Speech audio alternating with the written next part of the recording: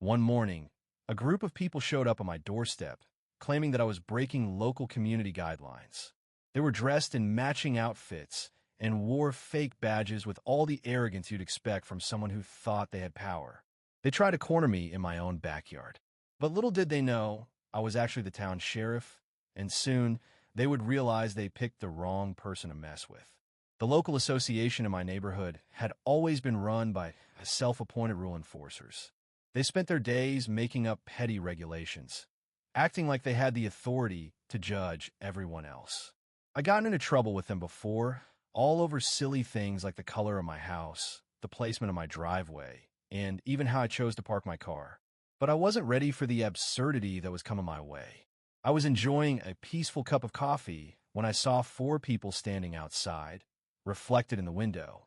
They were dressed in identical polo shirts, sporting sunglasses, and looked as if they had just come from a costume shop.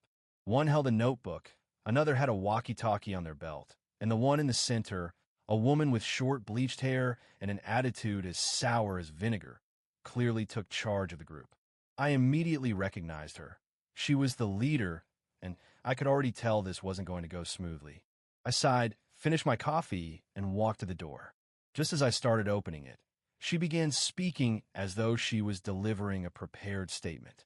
"You are in breach of several community regulations, and we're here to enforce compliance," she declared, sounding more like she was reading from a script than actually speaking to me. I was momentarily stunned. Was this some sort of joke? Before I could respond, she whipped out a piece of plastic and thrust it in my face. "You are under investigation for multiple offenses: painting your garage without approval, having an unregistered vehicle on your property," she paused, as if she were about to accuse me of something even worse, "and disturbing the peace by avoiding community meetings." I had to stifle a laugh. The garage had been the same color since I moved in. The so-called unregistered vehicle was my legal truck parked in my own driveway. And as for avoiding the meetings, I simply didn't find them worth my time. Then came the part that made my jaw drop. "Since you've ignored previous warnings, the association is now exercising its right to detain you until this matter is resolved." "Detain me?" I blinked in confusion. "Are you saying you want to arrest me?" The woman puffed her chest with fake pride. "We have full authority over this neighborhood," she stated, and the others nodded along, like they were in some kind of synchronized performance. At that moment, it hit me. They genuinely thought they could arrest me. Well, they were about to find out how wrong they were. I'm the sheriff of this town, not some mall cop or neighborhood volunteer. I carry a badge, a gun, and a whole lot of patience for nonsense like this. I stayed calm and decided to humor them for a moment. "Oh, really?" I said, trying to sound intrigued. "And how exactly do you plan to arrest me?" She pointed to one of the goons, a guy with a beer belly wearing a shirt that was clearly too small. He pulled a pair of plastic handcuffs from his pocket. "We have our methods," he muttered, trying to sound tough. The whole situation was ridiculous. I stepped back, reached into my pocket, and pulled out my wallet to show them my badge. The woman's smug smile vanished instantly. "Good to know you think you have arrest powers," I said, keeping my voice as serious as possible. "Because right now you're committing several crimes, including impersonating law enforcement and attempting to kidnap me." The silence that followed was deafening. Her eyes widened, and for the first time, her team realized they had made a big mistake. "What are you talking about?" she stammered, her earlier confidence cracking like glass. I crossed my arms and stood my ground. "I'm saying if you don't leave my property in the next 5 seconds, I'm going to place you under arrest for real." The group didn't know what to do. The man with the plastic cuffs started sweating, and Karen's hand trembled as she held up the piece of paper. Finally, they backed away, muttering weak excuses as they slinked off my lawn. "This isn't over," Karen shouted as she turned and stormed off with her cronies, leaving me to process what had just happened. I couldn't believe it, but deep down I knew it wasn't the last I'd see of them. The very next day, I was taking out the trash when I noticed my bins were gone. I couldn't find them anywhere. Of course, across the street, there was Karen, watching me with her arms crossed, grinning like she had just won some battle.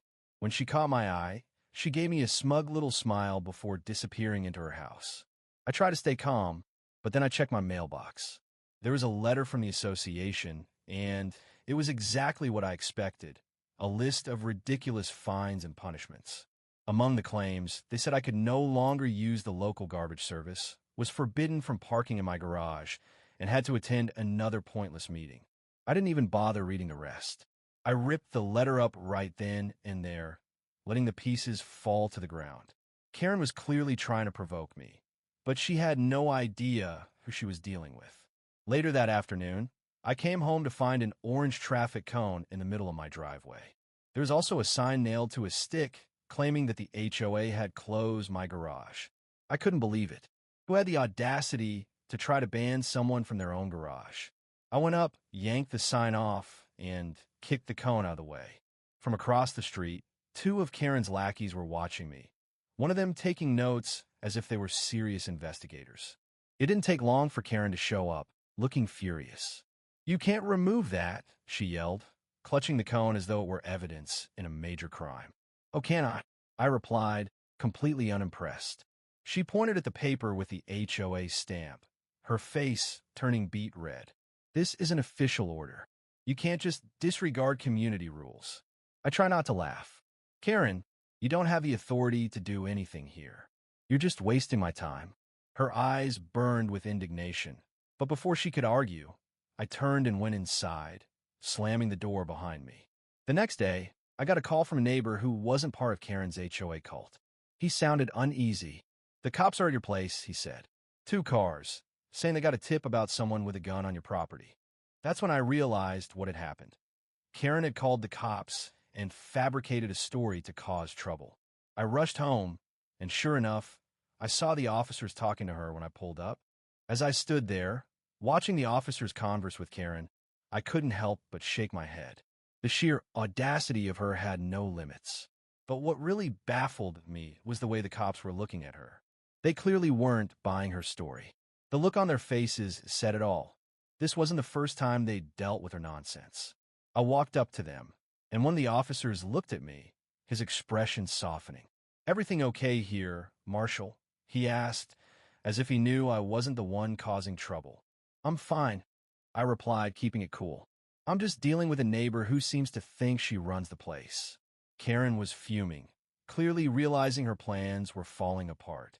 She tried to maintain her composure, but I could tell she was starting to panic. She was used to getting her way with intimidation, but today, the tables had turned. The officer glanced back at her and then at me, his tone more serious now. "I'm going to suggest you take a step back, ma'am," he said to Karen, who was glaring daggers at me. "We'll handle this from here."